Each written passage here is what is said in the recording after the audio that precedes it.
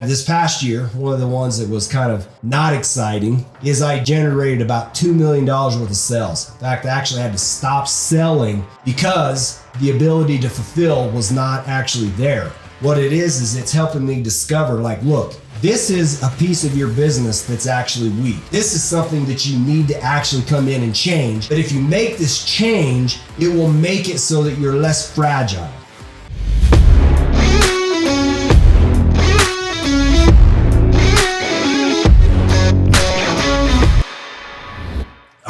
Today we're going to do another Rags the Richest Secrets. What I'm going to do is I'm going to take and break down for you secrets that I've discovered and learned. And the one we're going to go through today is antifragility. Craziest thing about this is this is probably one of the number one secrets that you've got to understand about being able to make your business scale and grow. And it's one that I've discovered and I've learned through kind of painful experience. But I discovered it, and the reality is nobody's talking about it, and that's the problem. I'll go through this and I'll show you kind of what I mean. And so this past year, one of the things that I discovered on my journey or learning about antifragility, there's an author out there, he wrote a book called Antifragility. His name is 𝗪𝗡𝗪𝗡𝗪𝗡𝗪. And he went in and he started talking about this antifragility. And I guess the first time I experienced this is when I was younger. I had a friend who, like, probably one of the very first millionaires that I actually befriended and started to get to know, and his name was Stan Pope. And Stan, when I was talking to him and I was asking him, how did you create your business? How did you take and do this? And he said, well, I used to have this business, and my business would service this customer. But what I discovered is, as part of my business, for me to be able to execute that, I had over here on this other side, I actually had this other business that supported what I did. But what he discovered is like this business, the second business that actually his business's success was dependent upon, they would take and they couldn't fulfill. They would actually frequently fail. And as a result, it would hurt his revenue out of his own company. And so then what he did is, to protect himself, he actually went and created this business. I won't say competitor, but anyway, replicated the business and became their competitor, just so that he could control the outcome and make sure that his business was successful. And so as he went through that journey, he actually became more anti-fragile in the sense that his business was no longer dependent on somebody else's business for success. And this past year, I've run into that exact same thing. I've gone out and I've generated enough sales that when I took and I gave them to my fulfillment partners, they didn't know what to do with it. They choked out. So one of the first times I actually ran into this was when I was in the flooring business. And I started generating sales, doubled the size of the company. Then the company was not able to fulfill these projects. And so in the end, the whole business actually ended up collapsing out from under me because I couldn't figure out how to get it fulfilled. And it's happened to me again a couple more times in the solar space. And this past year, one of the ones that was kind of not exciting is I generated about $2 million worth of sales. In fact, I actually had to stop selling because the ability to fulfill was not actually there. So in the end, I had to dumb down my sales, and then there was about $475,000 of sales I had made that actually went unfulfilled.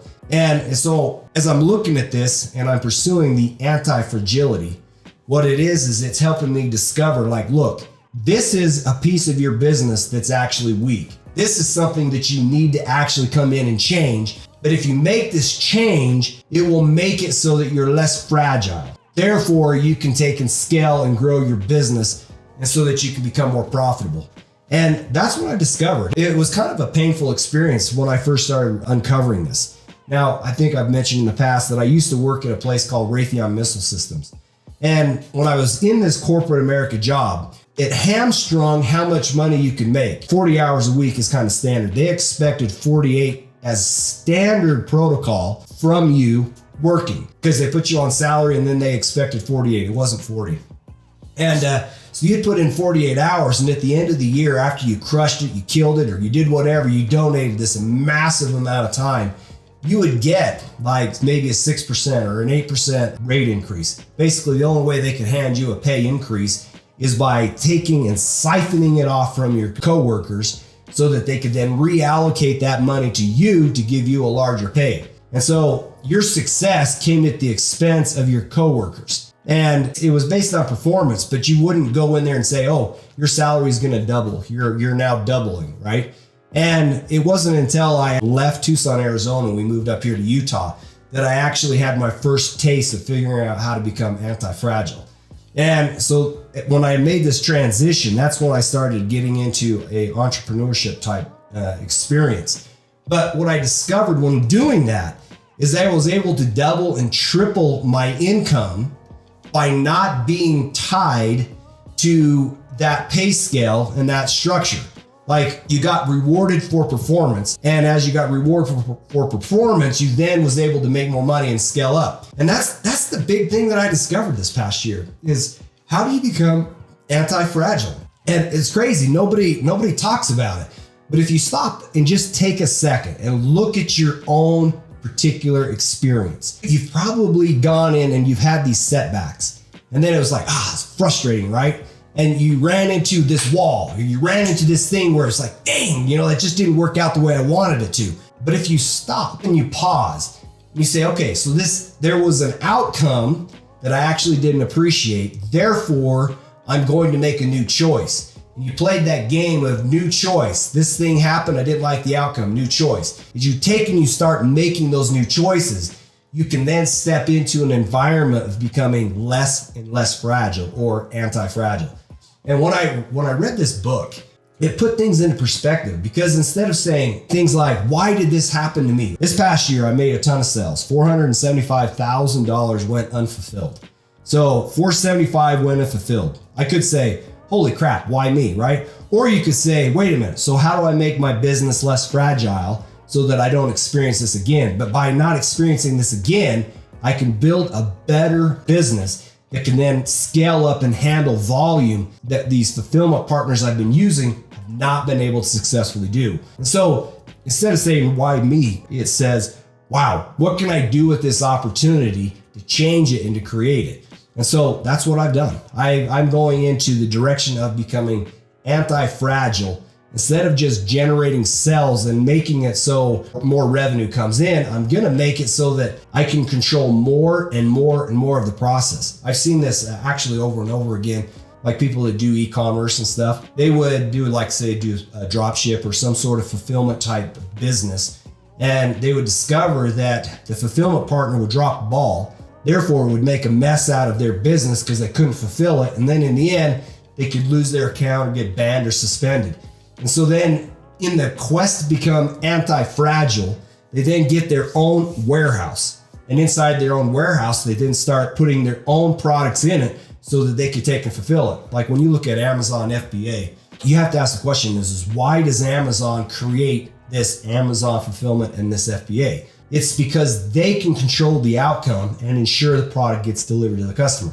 Like one of them I noticed that Jeff Bezos did to make himself less fragile is, have you noticed that Amazon started doing Amazon Prime or their Amazon shipping? They went and got their own guys dedicated to solving their own problem. Because I think what it was is like, it's a, hey FedEx, I want you to make this delivery. Hey UPS, I want you to make this delivery. But maybe they wouldn't be as consistent as what Jeff Bezos wanted. And so in the end, he said, you know what? The only way to solve my problem really is by becoming my own delivery and fulfillment partner.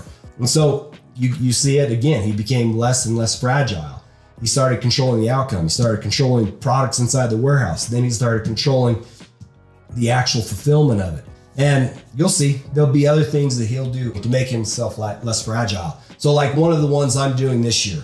So I've started setting up Amazon stores. So you said, hey, I want to be able to generate passive income. I've got money over here, but what I'm really looking to do is figure out how to start creating this passive income. But I don't know all the details of it. And so I've created it so that you could create Amazon stores. What do I mean? This is like you buy yourself an Amazon store. What do we do for you in return?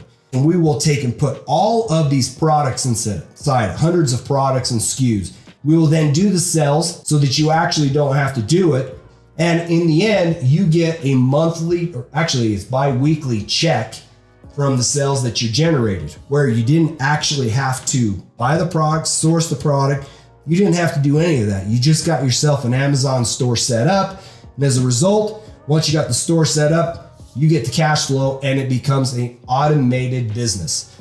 And so I put that in place so I could start generating passive income for me. And I know that there's other people out there that want that same opportunity to generate the passive income.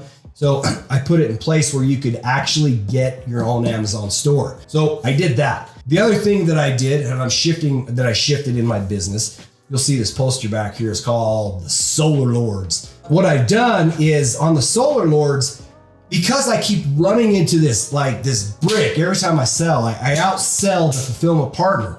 And so what I've done is I'm going in and I've created a solar company that franchises.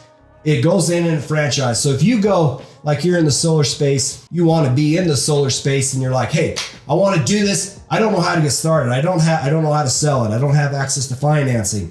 Okay. And once I have that, then I don't know what the next steps are.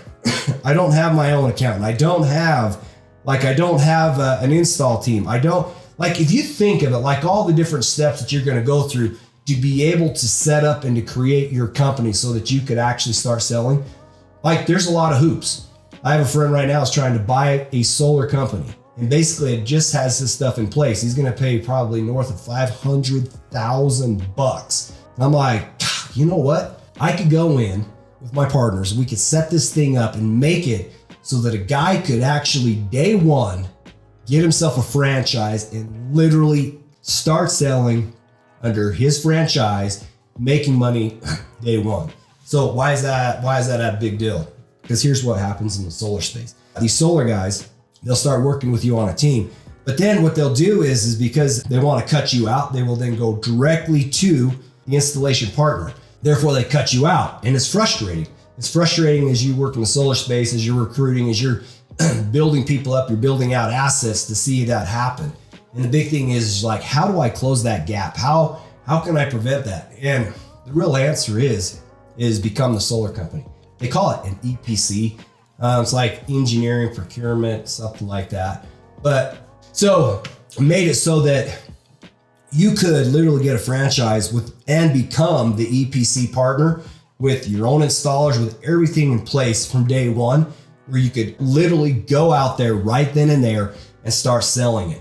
So those are things that I put in place to become anti-fragile, or to protect myself and people that I associate with as we go into the future.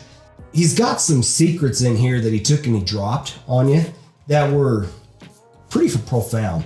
When I read this book, I was like, bam, there's some answers. There's things that I can take right here, right now, and implement into my business that would then make my business stronger. So I'll take it, I'll share that with you. And the next one I'll share with you is right here. It's called $100 million offer. Trying to figure out how to create offers so good that somebody would feel stupid not taking you up on your offer. And that is what we're working on. Those are those rags to rich secrets I'm bringing to you, sharing with you. Anyway, I will talk to you later.